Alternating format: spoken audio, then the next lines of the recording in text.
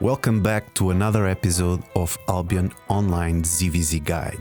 This ZvZ Guide will be divided into 5 episodes: ZvZ Basics, ZvZ Mechanics, ZvZ Countdown, ZvZ Bombsquad and ZvZ Battlemounts. This will be the 5th episode of this series. I will not talk about advanced mechanics or hidden mechanics in the game. I think it will be overwhelming, so much information, so this will be a more practical guide, with things that can be useful for you and your team, like basic mechanics, some game definitions that might change your gameplay, and finishing with some item interactions players normally have doubts about how they work. Let's start with the basic mechanics. Disarray. Disarray starts with 21 players from the same guild or alliance in the same map, even if they are not in a party. So if you are playing solo and see that you have Disarray below your name, leave that map, so you don't debuff your guild or alliance. Disarray is calculated by the difference of Disarray between two teams.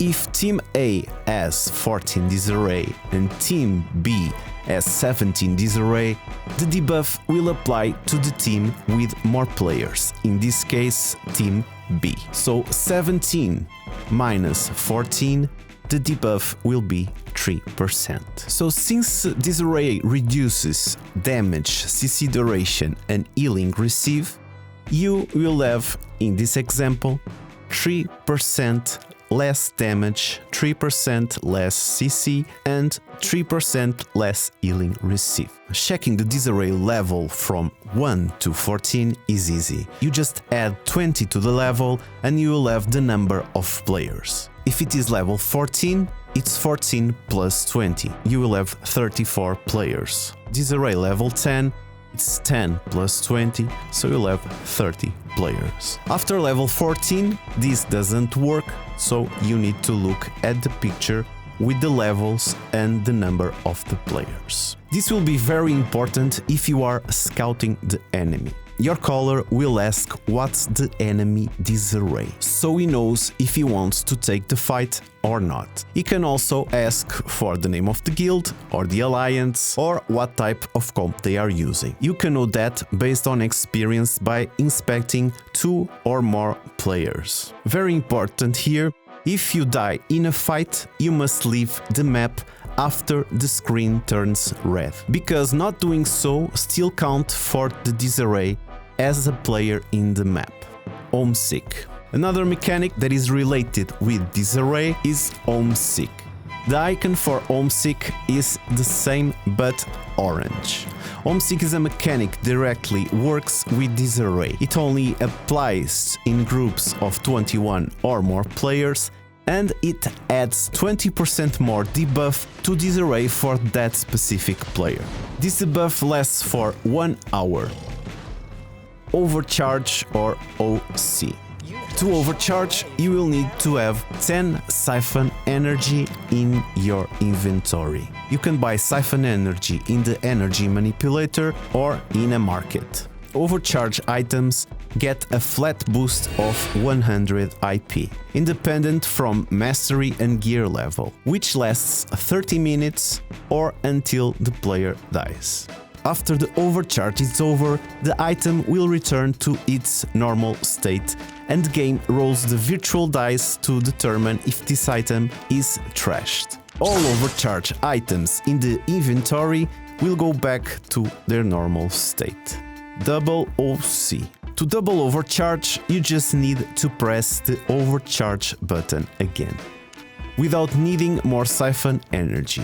This will add 30 minutes more to the overcharge you already have. The downside of the double OC is that the trash rate when the OC breaks will go from 15% to 30%, and the durability also will decrease more than breaking a normal overcharge.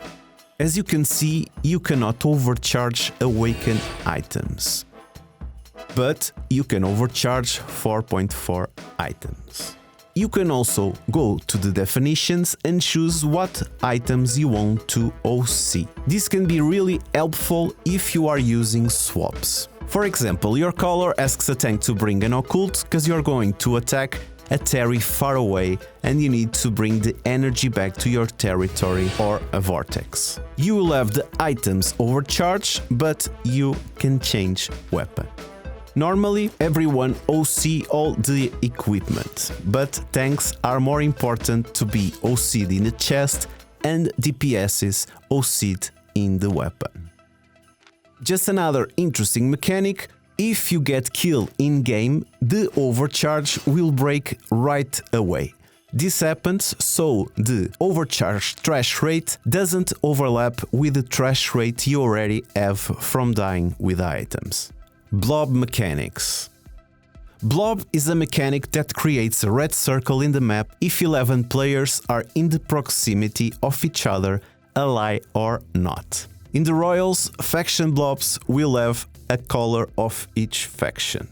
The only way I found to know the number of the players in the blob was through the minimap. If it's smaller than an HO, it will be between 11 and 20 players. If it is the size of a terry, it will be more than 60.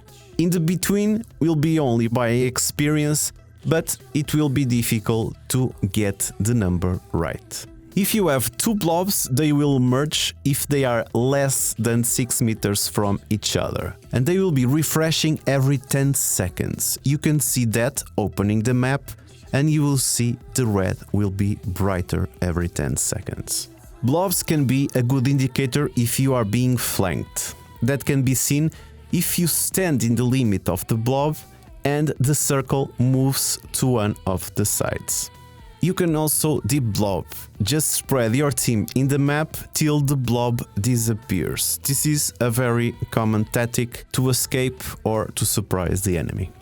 Now we'll be looking into markers. To mark someone, click on a player icon and go down to the markers. Only party leaders can do this. You can also set this in the key bindings so you do it faster. By default, party leader will have the crown, and the size of the crown can be changed from small to big in the arrow above the party HUD. Before this increase in icon sizes, it was very common to see colors spamming chat, so you could find them faster. It's still used by some guilds. Just write on the chat and use enter. After that, keep using enter, arrow up, enter, enter, arrow up, enter. Marking players is very used in ZvZ. You can do this a lot of different ways, but normally you will see the color with the crown, because he's the party leader.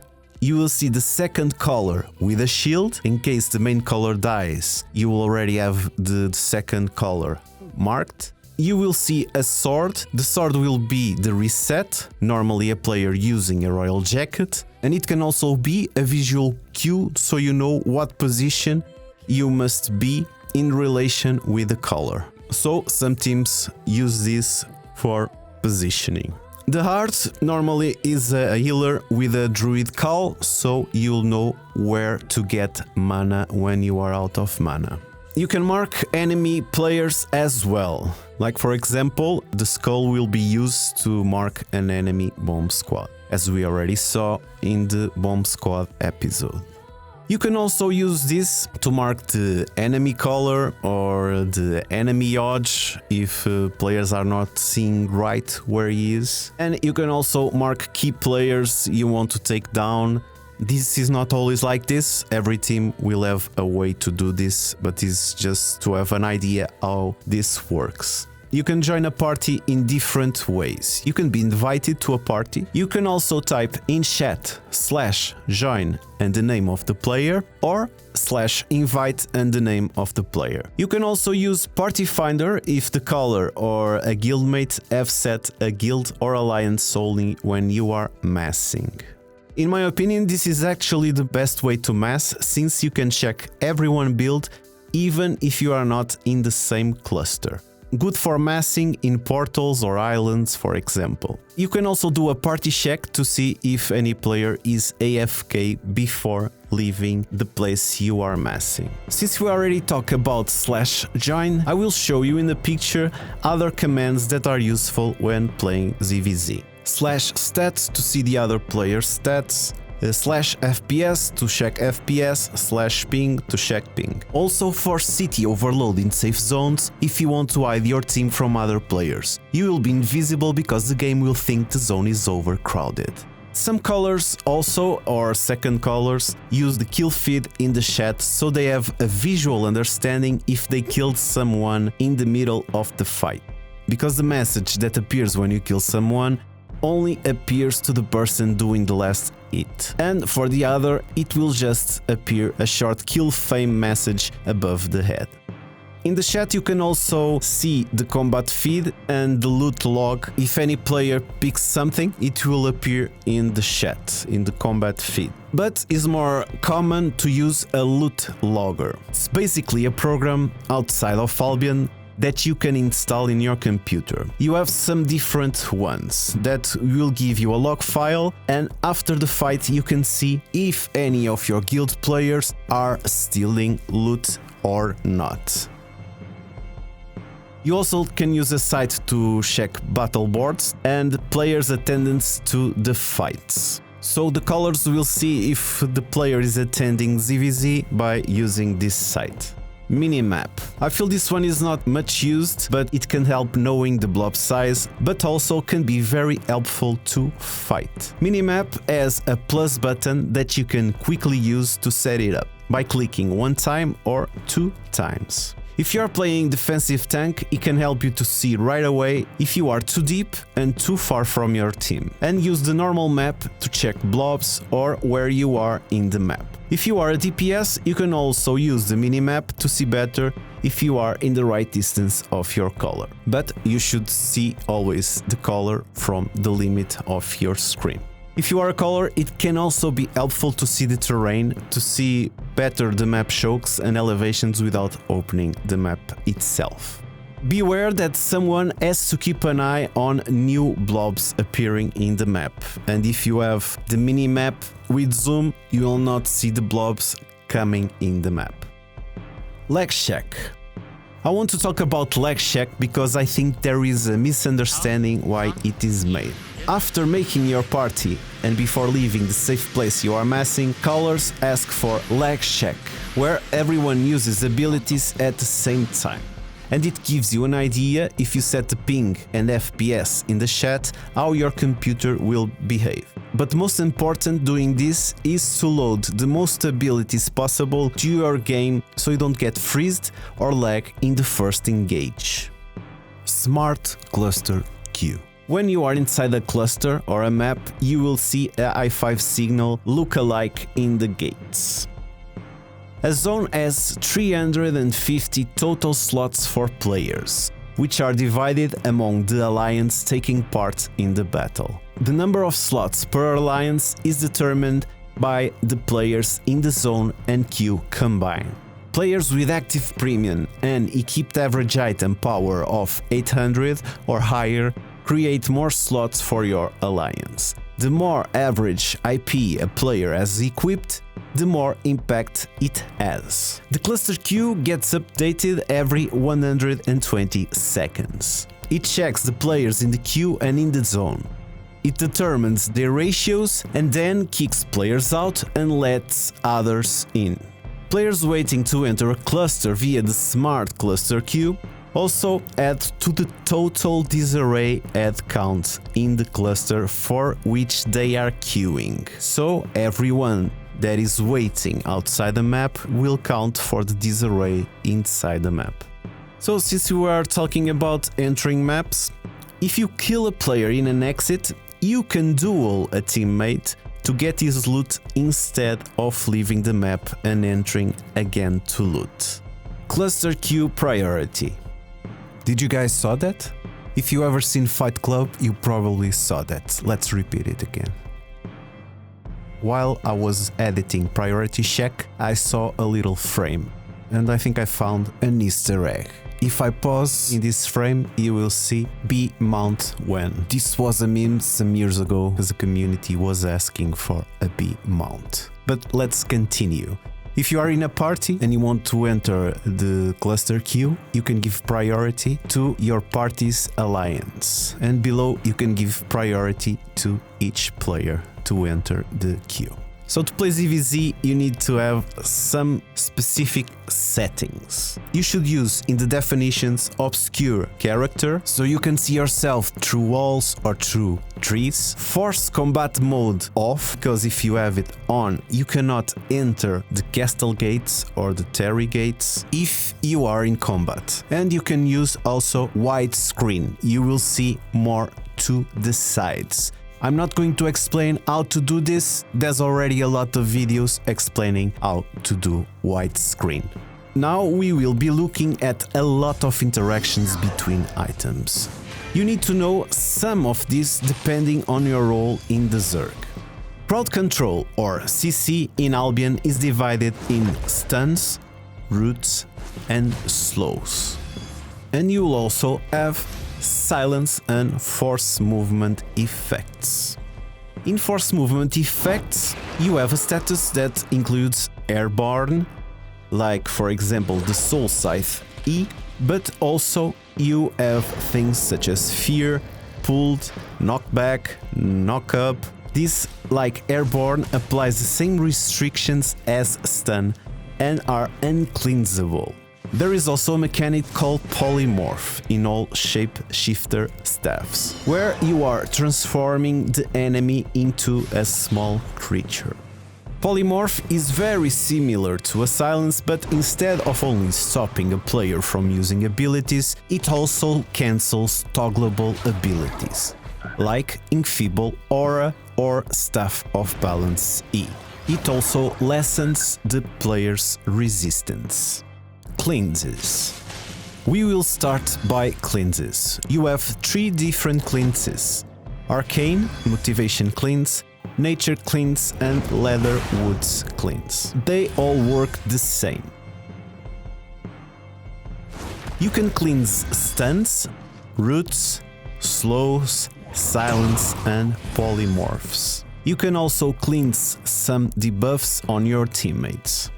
You can cleanse some Battlemount abilities, as we saw in the Battlemount episodes, and also a lot of weapon abilities. You can cleanse the root color, you can cleanse the Incubus, you can cleanse the Curse Spears, you can cleanse the Carving Sword E, and you can cleanse the Realm Breaker E. But you cannot cleanse Great Arcane, since it's a force movement effect, and you cannot cleanse force movement, channels or ground abilities. And this takes us to Locus, since Locus is also a cleanse. So it's a channel AoE continuous cleanse, and it cleanses the same crowd control as motivational cleanse, like stuns, roots, silence and polymorph.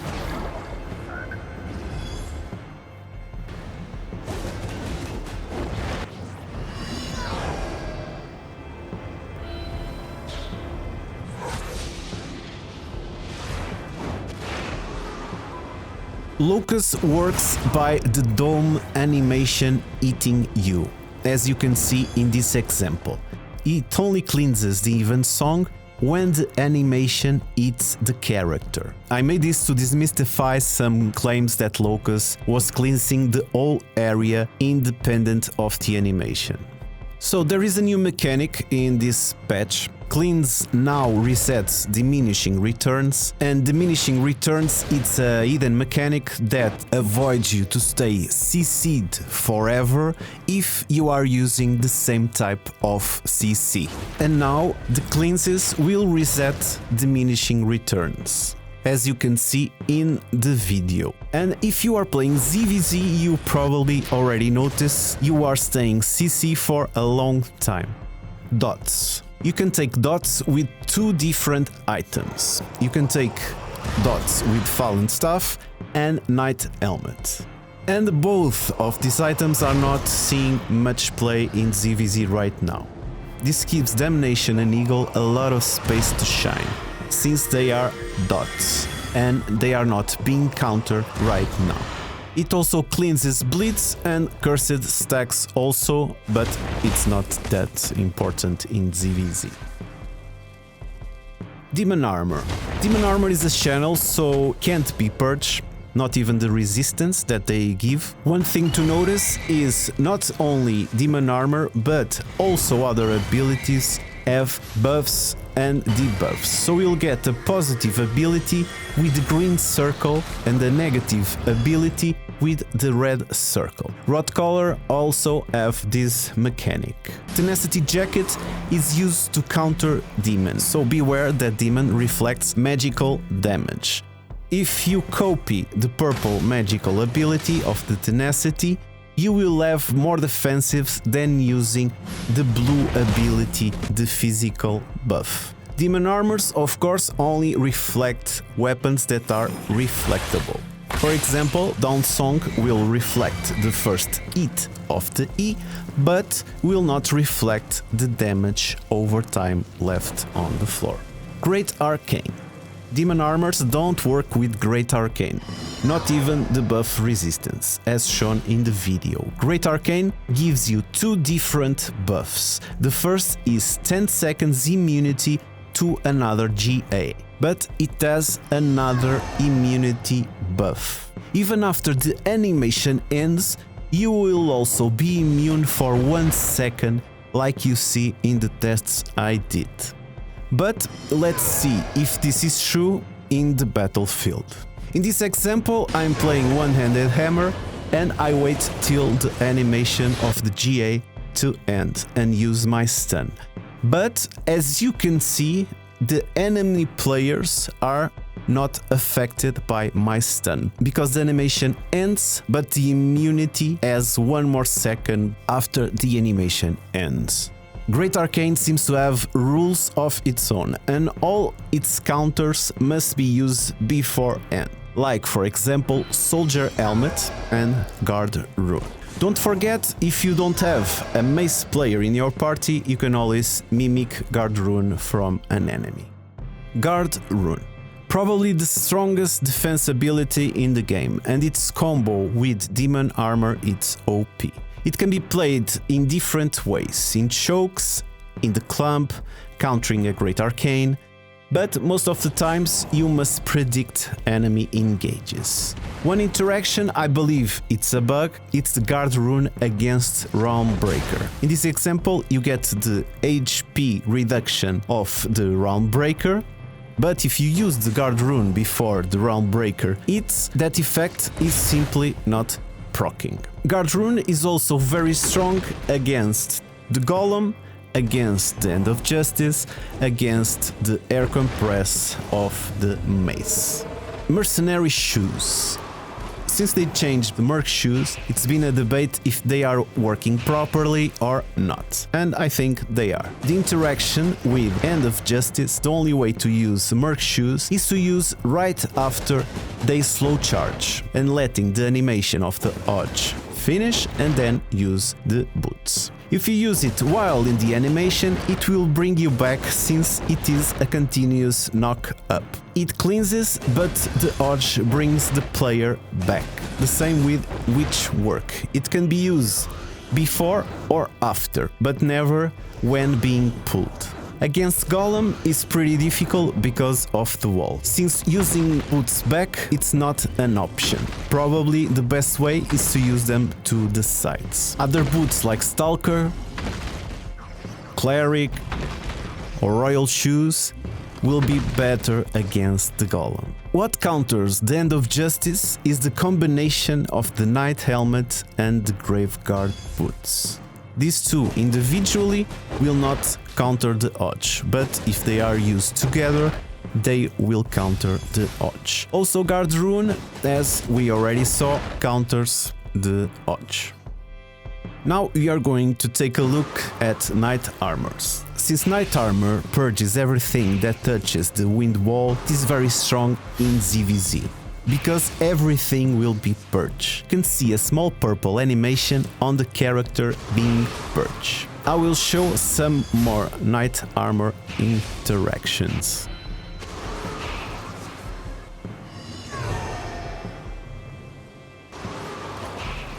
So to finish this up, I will show you some miscellaneous interactions. We have the alien without Resi Potion and the alien with Resi Potion. There's also an interesting interaction with the Guardian Armor and the Assassin Jacket. If you use a Spectre Wood, you will be inside the Guardian Armor, but invisible.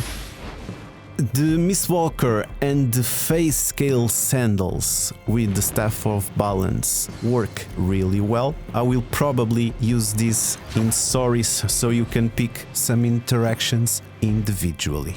One thing to be aware in these interactions is that sometimes abilities that are not supposed to be cancelled will be cancelled. I have here the example of a Demon Armor, but this can happen with Inertia Ring, it can happen with Soldier Helmet and other channel abilities. Some of these don't have cast time and are not supposed to be interrupted. In this example, the wall of the Golem in the server was eating before I was using the demon, so it interrupts. After some time, after you have some experience, you will notice that and you can cast the ability again. If it was really interrupted, it will appear on cooldown. I left hidden mechanics to another episode, like AoE escalation, diminishing returns, focus fire protection, resilience penetration, that will need an episode of its own. Leave your in-game name in the comments and your server, I will give away a 7-day premium code. I'm the Albion Bard, thanks for watching and I see you in the next one.